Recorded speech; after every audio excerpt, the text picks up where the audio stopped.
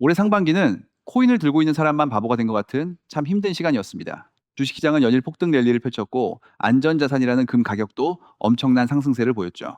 반면에 가상자산 시장은 올해 초와 비교해보면 시가총액이 무려 31%나 줄어들었습니다. 시장이 위험 자산 자체를 버린 게 아니라 돈이 코인만 쏙 빼놓고 주식이나 AI 섹터로 흘러들어간 거예요.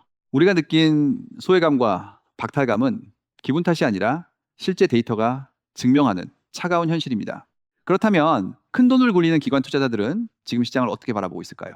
더블록의 최근 설문조사를 보면 충격적이게도 연말 비트코인 10만 달러 이상을 예상한 매니저가 거의 없었습니다. 대부분 바닥 구간을 사 5000달러에서 55000달러 사이로 열어두고 있고 연말 회복치도 최대치 5000달러 수준으로 굉장히 보수적으로 잡고 있죠.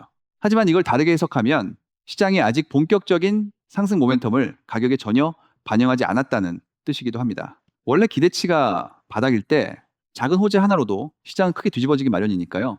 그 반전의 첫 번째 스위치가 드디어 켜지려고 합니다. 바로 6월 19일로 예정된 미국과 이란의 예비 합의 공식 서명 소식이죠. 이번 양해각서는 전쟁을 멈추고 향후 60일 동안 본격적인 핵 프로그램과 제재 완화를 협상하기 위한 거대한 프레임워크라고 보시면 됩니다. 물론 이것만으로 당장 완벽한 평화가 찾아왔다고 단정할 수는 없겠죠. 하지만 위험자산 시장을 짓누르던 거대한 지정학적 리스크의 스위치 위에 시장이 막 손을 올린 중요한 시점인 것은 분명합니다. 시장이 이 뉴스에 민감하게 반응하는 진짜 이유는 바로 호르무즈 해협 때문입니다. 전 세계 에너지의 심장부인 이 길목이 막히면 유가가 치솟고 물가가 오르면서 중앙은행이 금리를 내릴 수 없게 되죠.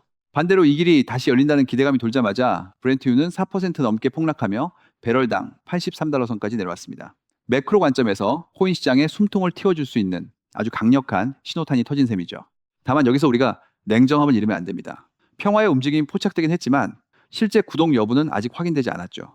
당장 이스라엘은 이번 합의가 자신들을 구속하지 않는다며 강하게 선을 긋고 있고 트럼프 역시 관련 보도를 일부 부인하면서 불확실성이 얹어졌습니다. 시장은 평화를 미리 가격에 선반영하기 시작했지만 돌발 변수가 언제든 튀어나올 수 있는 아슬아슬한 국면이라는 점을 항상 염두에 두셔야 합니다. 결국 우리가 넘어야 할 진짜 관문은 유동성입니다. 단순히 유가만 떨어지는 것으로는 부족하고 유가 하락이 물가 안정으로 이어져서 채권 금리를 끌어내려야 하죠. 현재 미국의 생산자 물가는 6.5%로 3년 만에 최고치를 기록하며 연내 금리 인하 기대감을 지워버린 상태입니다. 그렇기 때문에 이번 유가 하락이 이 뜨거운 물가 판도를 완전히 뒤집을 만큼 강력한 임팩트를 보여주는지가 이번 반등의 성패를 가를 핵심 포인트예요. 지금 코인 시장이 싸워야 할 진짜 경쟁 상대는 다른 코인이 아니라 미국 국채입니다. 미국 10년물 국채 금리가 4.5%를 넘나들고 30년물은 5%에 육박하는 상황이죠. 리스크가 전혀 없는 안전자산이 가만히 있어도 5% 수준의 이자를 주는데 기관 투자자들이 굳이 변동성 큰 가상자산에 큰 돈을 밀어 넣을 이유가 없었던 거예요. 이 자금의 계산기가 바뀌어야 시장의 판도가 바뀝니다. 하지만 여기서 아주 흥미로운 기술적 변수가 하나 대기 중입니다. 최근 비트코인이 급락할 때는 옵션 시장의 위험 회피 매도가 하락을 키우는 기계적 악순환이 일어났었죠. 그런데 이 장치는 구조상 반대로도 작동합니다. 비트코인이 65000달러 위에서 확실하게 안착하고 호재가 맞물리면 이번에는 하방 압력을 가했던 프로그램들이 반대로 기계적인 매수 쇼스퀴즈를 유발하며 상승폭을 폭발적으로 증폭시킬 수 있습니다. 여기서 명확히 구분해야 할 점은 단기 수급과 장기 수요의 차이입니다. 지금 옵션 시장이 만들어낼 수 있는 반등은 단기적인 숏 커버링이나 포지션 정리에 가까운 성격이죠.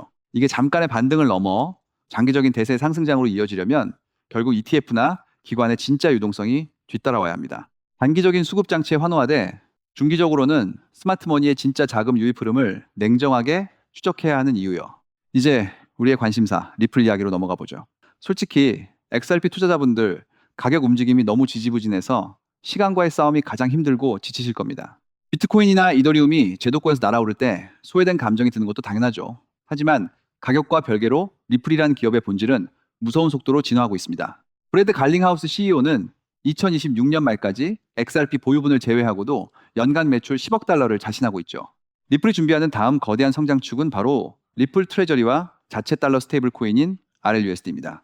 리플 트레저리는 글로벌 대기업들의 자금 관리와 결제 유동성을 단 하나의 금융 인프라로 묶어버리는 살림 도구죠.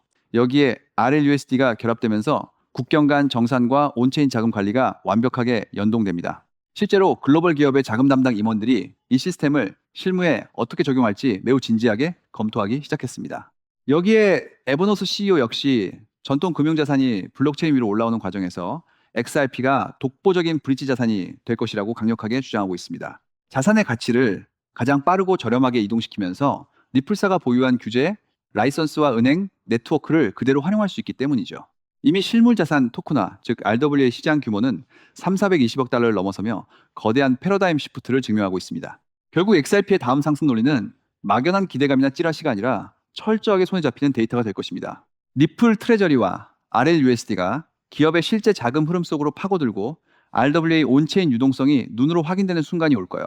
그 실질적인 기관 수요가 확인되는 시점이 바로 시장이 XRP를 완전히 재평가하며 폭발적인 시세 분출을 만들어낼 결정적 타이밍입니다. 네, 결론을 내려보겠습니다. 올해 코인 시장이 가장 소외되고 버려졌던 자리에 역설적으로 반전의 조건들이 하나씩 결집하고 있습니다.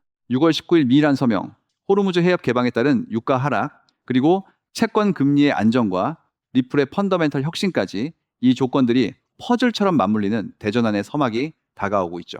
구독자 여러분들이 이 명확한 데이터와 팩트를 바탕으로 끝까지 중심을 잡으셔서 다가오는 거대한 기회장에서 반드시 압도적인 자산 증식과 성공적인 투자의 결실을 맺으시길 진심으로 응원합니다.